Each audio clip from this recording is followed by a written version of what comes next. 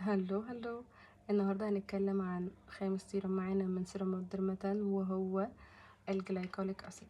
اكتر سيرم معمول عليه ضجه وناس كتير قوي بيبعتوا نشتري ولا ما نشتريش، ولا الضجه اللي معموله عليه دي تستاهل ولا لا. تستاهل يا جماعه، تستاهل، بمعنى تستاهل. اي عروسه كانت عايزه تجيب جلايكوليك اسيد بتاع ذا اوردينري ومش عارفه ده بجد ينافس وبقوه. اول حاجه انا بستخدمه استخدام هو مريحني وعامل معايا نتيجه حلوه قوي. انا بستخدمه زي المقشرات اللي انا بستخدمه 10 دقايق على بشرتي كلها، وبغسل بشرتي وبعدين برطبها. بعمل كده مثلا مره في الاسبوع او مره كل 10 ايام. الموضوع ده بيفرق جامد في شكل البشره، وبيديكي ايحاء ان بشرتك مليانه بتلمع.